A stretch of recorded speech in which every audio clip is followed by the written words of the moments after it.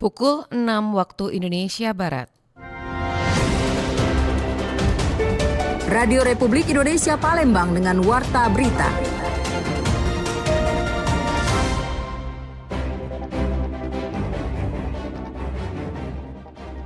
Dari Bapak Ibu guru, karena di situ ada tempat sharing bersama teman-teman dan kemudian untuk menganalisa dan untuk memprogramkan kompetensi-kompetensi anak yang mesti harus didorong.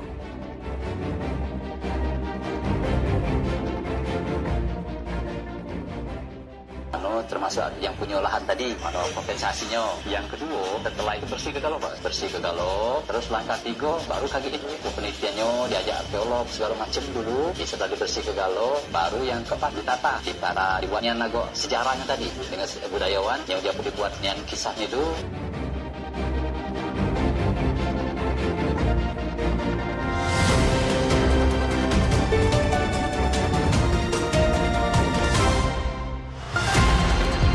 Selamat pagi, Anda sedang mendengarkan Warta Berita RRI Palembang, Sari Berita. Dinas Pendidikan Oku Timur dorong siswa di kabupaten tersebut untuk menerapkan komunitas belajar kombel.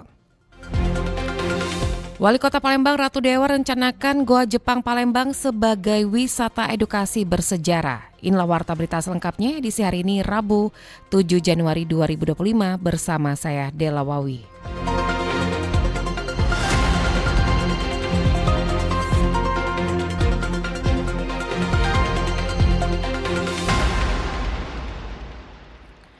Dinas Pendidikan Oku Timur dorong siswa di kabupaten tersebut untuk menerapkan komunitas belajar guna meningkatkan nilai tes kemampuan akademik.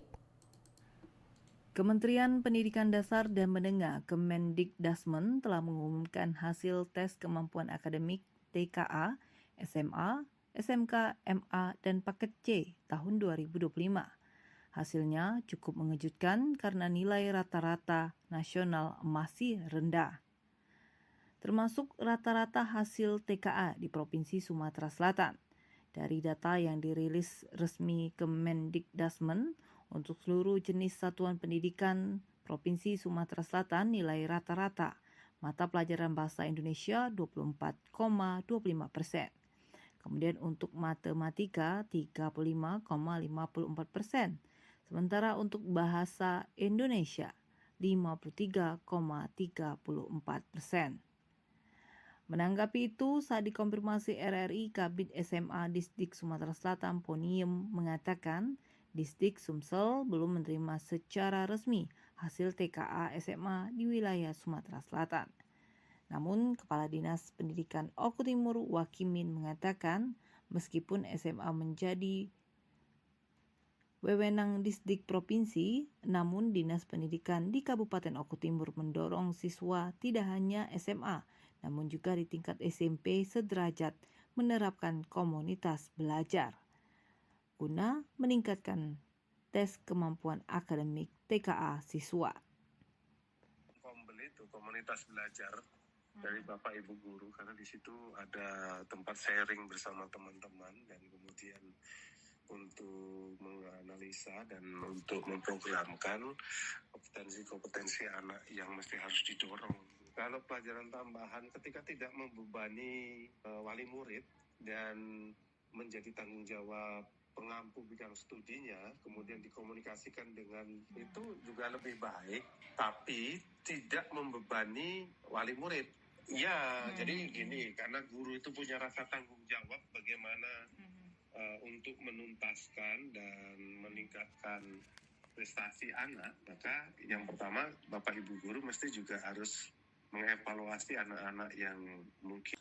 Selain itu disebutkan Wakimin perlunya koordinasi pihak sekolah dengan wali murid terkait sistem tambahan jam belajar pada pembelajaran yang sesuai dengan Kemendikdasmen.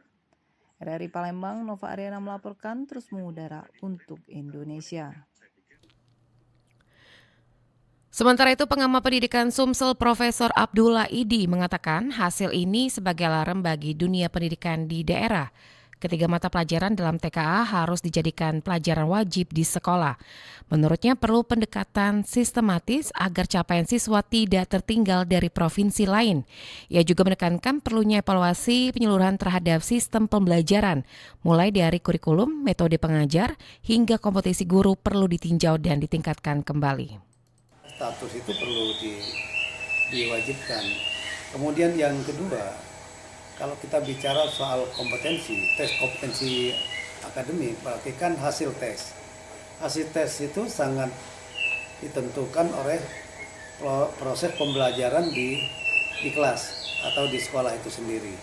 Berarti di sana keterkaitan dengan faktor sumber daya manusianya, termasuk input anak didik, termasuk juga faktor pendidik. Seperti diketahui hasil tes kompetisi akademik, peserta didik di Sumatera Selatan menunjukkan penurunan signifikan secara nasional. Berdasarkan data nasional terbaru, Sumsel tercatat mendapati peringkat ke-11 dengan capaian akademik yang belum memuaskan. Rata-rata nilai bahasa Inggris hanya mencapai 24,25, disusul matematika 35,54 dan bahasa Indonesia 53,34. Angka tersebut dinilai mencerminkan lemahnya penguasaan kompetisi dasar siswa di tingkat SMA dan SMK. Pendengar, berikut kita dengarkan ragam komentar masyarakat. Saya Aurel dan saya dari Pangkalan Balai. Berdasarkan hasil tes kompetensi akademik atau TKA pelajar SMA dan juga SMA di Sumatera Selatan yang bisa dibilang masih cukup rendah ya.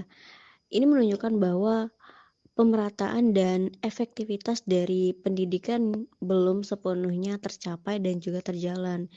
Dan ini menjadi indikasi ya bahwa pentingnya agar semua pihak untuk memperkuat dasar literasi dan juga numerasi serta memastikan proses pembelajaran berjalan lebih adaptif dan juga disesuaikan dengan kebutuhan siswa itu sendiri di lapangan begitu.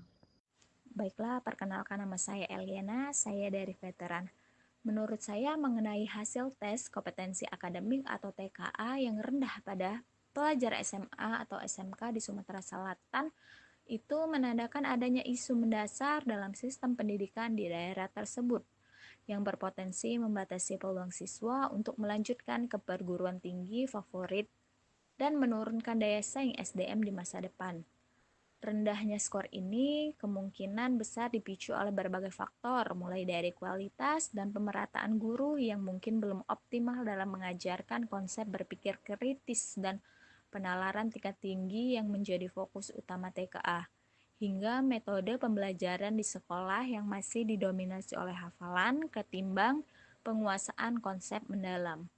Selain itu, keterbatasan akses terhadap sumber belajar tambahan dan sarana-prasarana yang tidak memadai di beberapa wilayah juga turut berkontribusi terhadap kesenjangan kompetensi. Oleh karena itu, diperlukan intervensi segera dan terpadu dari Dinas Pendidikan dan Sekolah, terutama melalui pelatihan guru yang berfokus pada metodologi TKA dan perubahan paradigma pembelajaran agar siswa lebih terampil dalam memecahkan masalah dan bernalar demi meningkatkan kesiapan akademik mereka. Baik, perkenalkan nama saya Siska, asal saya dari Jakabaring. Tanggapan saya mengenai rendahnya hasil TKA pelajar SMA atau SMK di Sumsel itu sangat mencerminkan masih adanya persoalan dalam kualitas pembelajaran. Hal ini perlu menjadi evaluasi bersama agar metode belajar dan pendampingan siswa itu dapat ditingkatkan lebih baik lagi sehingga kemampuan akademik mereka lebih siap untuk menghadapi tantangan di masa depan. Oke, baik, terima kasih. Untuk mengetahui lebih jauh terkait rendahnya nilai tes kompetisi akademik atau TKA secara nasional, termasuk Sumatera Selatan dan bagaimana evaluasi yang harus dilakukan, berikut kita simak wawancara Rian Apridani bersama pengamat pendidikan Suherman.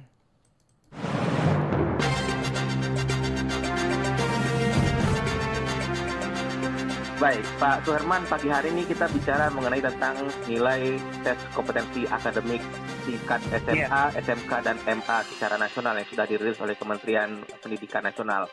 hasilnya sebagian besar jeblok.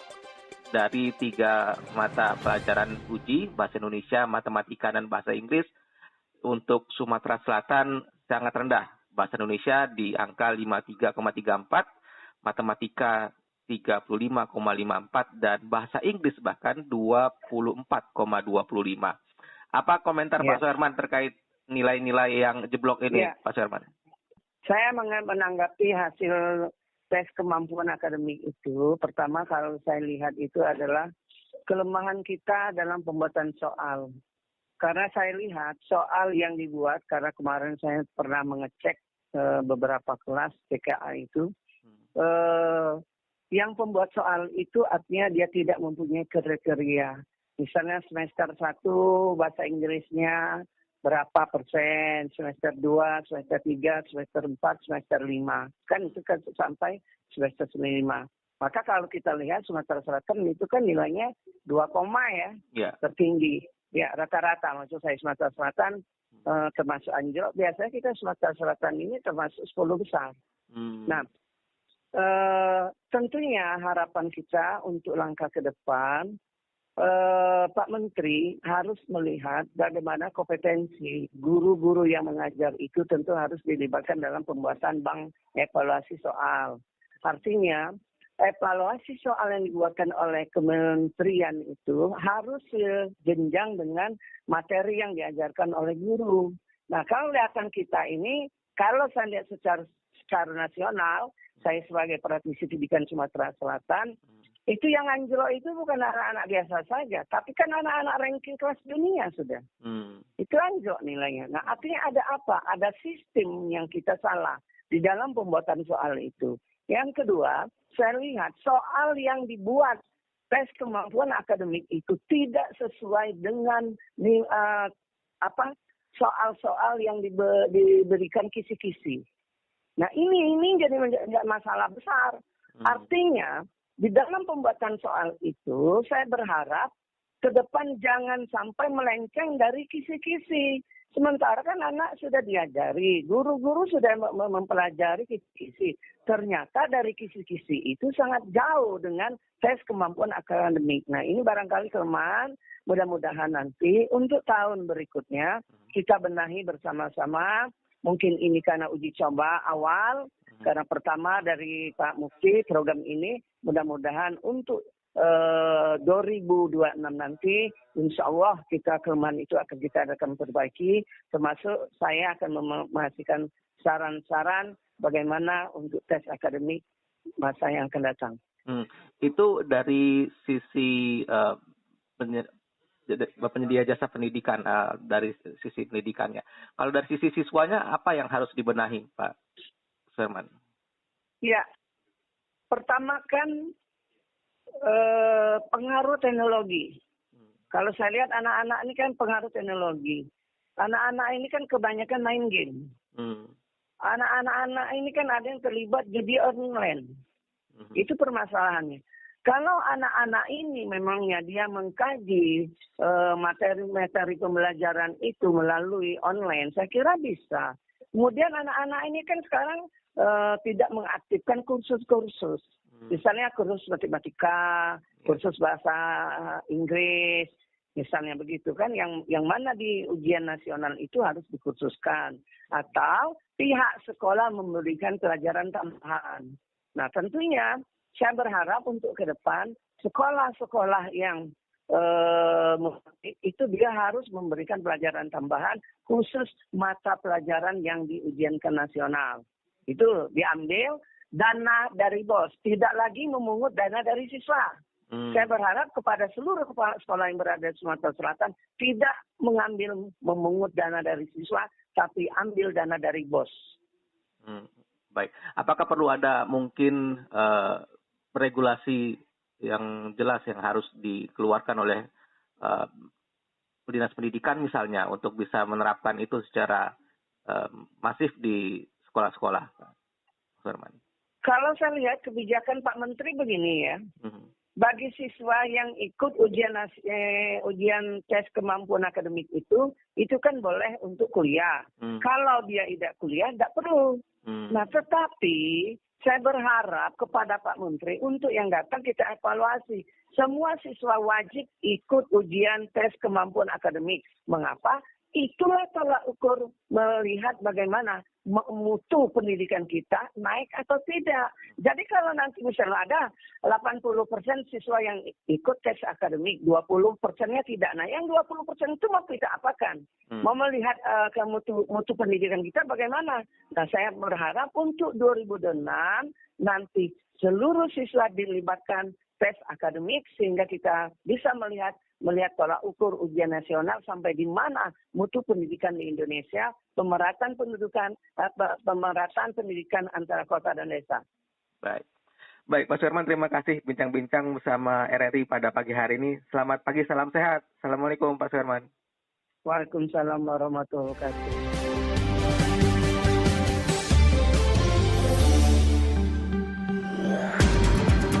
Anda masih bersama Warta Berita RRI Palembang.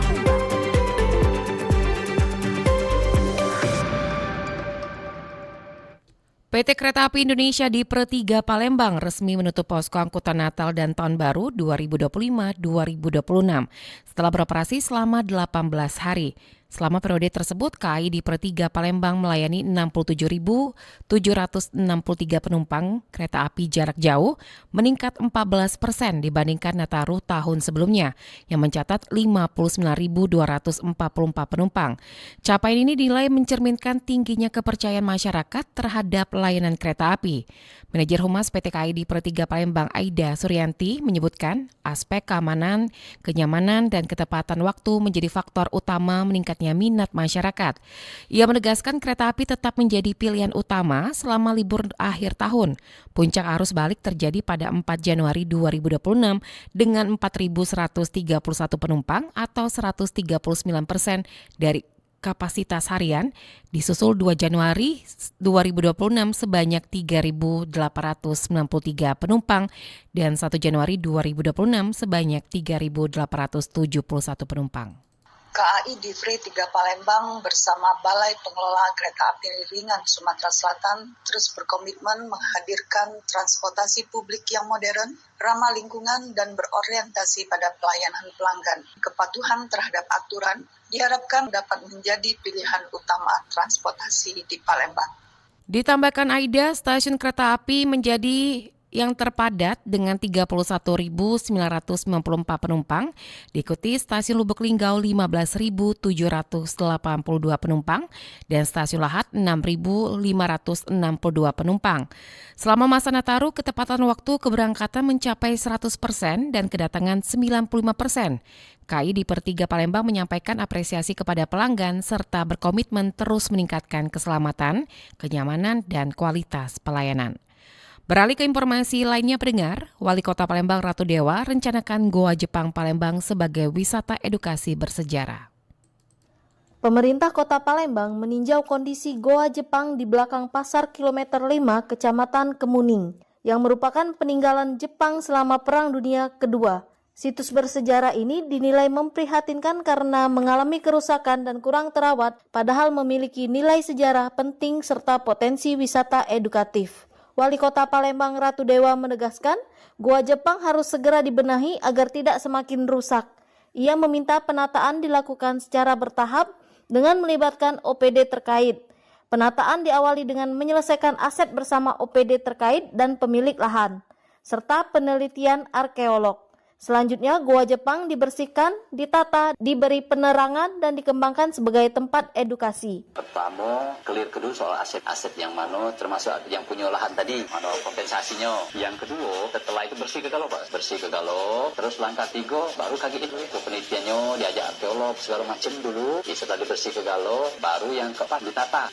Dibuatnya nago sejarahnya tadi, dengan budayawan, yang dia dibuatnya kisahnya itu, setelah itu dibersih ke, dikasih lampu. Sehingga ini masuk aku jadi bahan edukasi. Betul. Edukasi bagi warga Palembang termasuk wong nak sini. Sementara itu, Camat Kemuning Amiruddin Sandi menyambut baik rencana revitalisasi Goa Jepang sebagai kawasan edukasi bersejarah. Ahli waris pemilik lahan memberikan respon positif dan mendukung rencana perbaikan Goa Jepang. Pemerintah kota akan merapikan dan mungkin bagaimana nanti skemanya, yang jelas bahwa Goa Jepang ini adalah warisan budaya dan ada sejarah dan mungkin jadikan tempat ini sebagai lahan ataupun tempat edukasi bagi warga, khususnya edukasi sejarah. Dengan adanya rencana revitalisasi ini, Goa Jepang dapat menjadi potensi wisata dan edukasi bersejarah di Kota Palembang yang mampu mengenalkan nilai-nilai sejarah kepada generasi muda, memperkuat identitas kota, serta mendorong pelestarian cagar budaya secara berkelanjutan.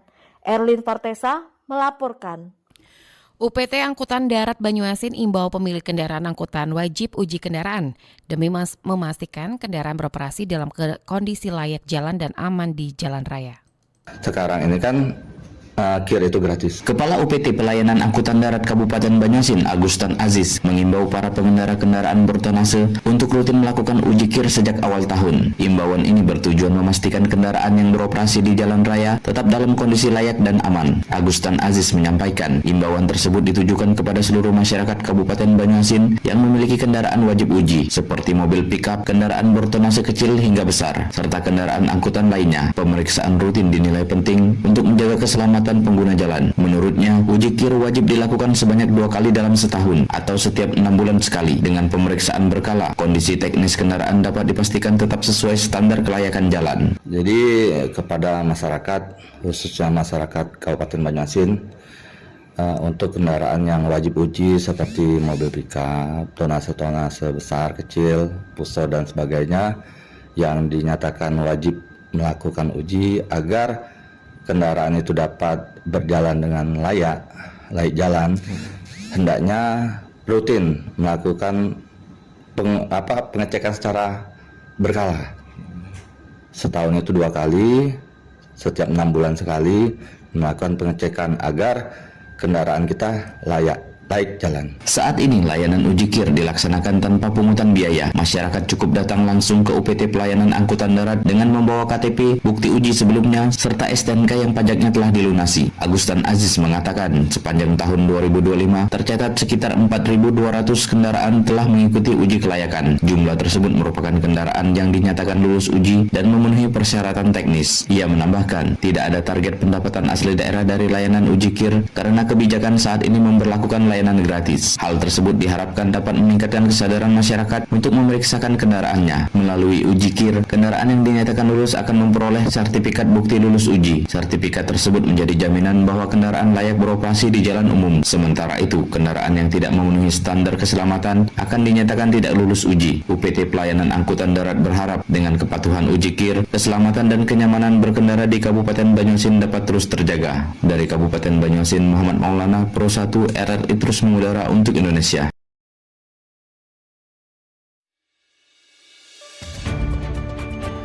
Sekian warta berita produksi Radio Republik Indonesia Palembang. Sebelum berpisah, kami sampaikan kembali pokok-pokok berita. Dinas Pendidikan Oku Timur dorong siswa di kabupaten tersebut untuk menerapkan komunitas belajar. Wali Kota Palembang, Ratu Dewa rencanakan Goa Jepang Palembang sebagai wisata edukasi bersejarah. Informasi lainnya dapat Anda akses melalui website kami di rri.co.id dan Anda juga bisa menyampaikan peristiwa yang berada di sekitar Anda melalui line WhatsApp di 0821 7927 9010. Mewakili kerabat kerja yang bertugas, saya Dela Wawi undur diri dan sampai jumpa. Demikian Warta Berita Radio Republik Indonesia Palembang.